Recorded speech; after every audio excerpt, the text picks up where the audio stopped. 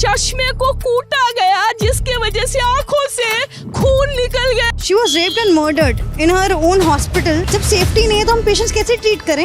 आज हम बर्दाश्त करें वो चीज़ कल किसी पेशेंट के साथ हो सकता है। डॉक्टर सेफ ने अपनी ड्यूटी में जो अपना काम कर रहा है।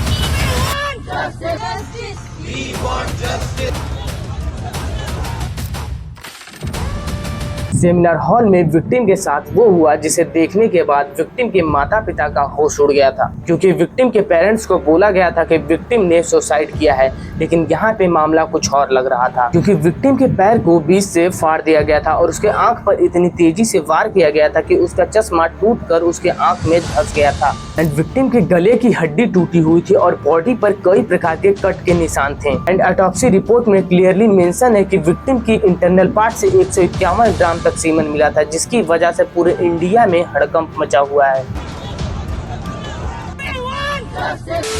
Hey guys, my name is Shubham. इस वीडियो में डिस्कस करने वाले हैं कोलकाता के RG Kar medical college and hospital के रेप केस के बारे में। RG Kar medical college and hospital में एक महिला ट्रेनिंग कर रही होती है जो कि सेकेंड ईयर के चेस्ट डिपार्टमेंट में होती है। सॉरी, मैं इनका नाम नहीं ले सकता, इस वजह से मैं इनको विक्टिम के नाम से संबोधित करूंगा। जिस रात घटना हुआ था उस रात विक्टिम 36 घंटे का लॉन्ग शिफ्ट खत्म करके अपने जूनियर्स के साथ डिनर करके सोने चली जाती है सेमिनार हॉल में। और उसी सुबह हॉस्पिटल का एक कर्मचारी सेमिनार हॉल में जाता है और वहाँ पर वो देखता है कि एक मृत बॉडी पड़ी हुई है जो कि अर्धनग्न अवस्था में है और उसका एक पैर 90 एंगल पे है और एक पैर टूटा हुआ है और बॉडी पर कई प्रकार के चोट है, जिसे देखने के बाद वो डॉक्टर्स के पास आता है और डॉक्टर्स को सेमिनार हॉल में लेकर जाता है। और जब डॉक्टर बॉडी को चेक करते हैं और वो बताते हैं कि सी इज डेड, और उसके बाद हॉस्पिटल का एक स्टाफ विक्टिम के घर पर कॉल करता है और बताता है कि आपकी बेटी ने सुसाइड कर लिया है, इस वजह से आप इमीडिएटली हॉस्पिटल आ जाओ। जिसे सुनकर विक्टिम के पेरेंट्स को झटका लगता है, क्योंकि विक्टिम के पेरेंट्स ने अगले ही दिन विक्टिम से बात किया था। बात करते वक्त उन्हें बिल्कुल भी नहीं लगा था कि उनकी बेटी सुसाइड कर सकती है या फिर वो किसी प्रकार के डिप्रेशन में है, लेकिन फिर भी वो अपनी बेटी के बॉडी को देखने के लिए हॉस्पिटल जाते हैं। विक्टिम के पेरेंट्स हॉस्पिटल पहुंचते हैं और अपनी बेटी को देखने के लिए बोलते हैं डॉक्टर्स से,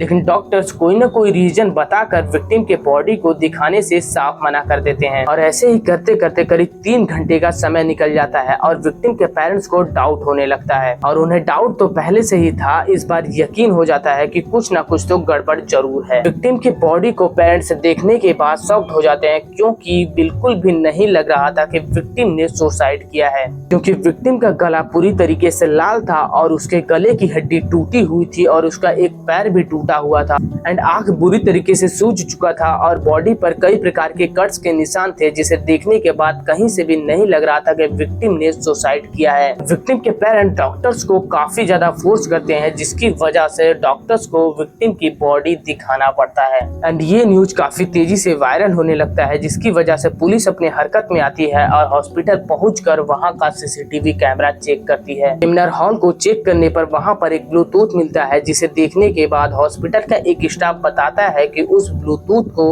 उसने संजय रॉय के गले में देखा था। और फिर संजय रॉय को बुलाया जाता है और फिर उसके फोन से ब्लूटूथ को कनेक्ट कराया जाता है, जिससे तुरंत फोन से ब्लूटूथ कनेक्ट हो जाता है। पुलिस का शक संजय रॉय पर होने लगता है और संजय रॉय को अच्छी तरीके से चेक करने पर संजय रॉय के जूते से खून के धब्बे का निशान मिलता है। पुलिस संजय रॉय को तुरंत हिरासत में लेती है, लेकिन ये संजय रॉय है कौन और इसका ब्लूटूथ विक्टिम के बॉडी के पास कैसे मिला? संजय रॉय एक सिविक वॉलंटियर था, लेकिन वो खुद को एक पुलिस वाला समझता था। लोग तो यहाँ तक कहते थे कि संजय रॉय लोगों से पैसे लेकर हॉस्पिटल में बेड का अरेंजमेंट करता था। और मैं आपके नॉलेज के लिए बता दूं कि सिविक वॉलंटियर एक प्रकार से गार्ड होते हैं और ये पुलिस का छोटे मोटे कामों में मदद करते हैं और इनकी सैलरी अराउंड 10 से 15 हजार के बीच में होती है, जो कि एक सिविक वॉलंटियर होता है। संजय रॉय का कनेक्शन बड़े बड़े पुलिस वालों और हॉस्पिटल के डॉक्टर एंड स्टाफ से था, जिसकी वजह से किसी भी काम को आसानी से कर लेता था। इस केस को भी सभी केसों की तरह दबाया जा रहा था, लेकिन ये केस इतना ज्यादा वायरल होने लगा कि मामला बहुत आगे बढ़ गया। संजय रॉय ने 2 शादी किया था, लेकिन उसके दोनों पत्नी का डेथ हो चुका था।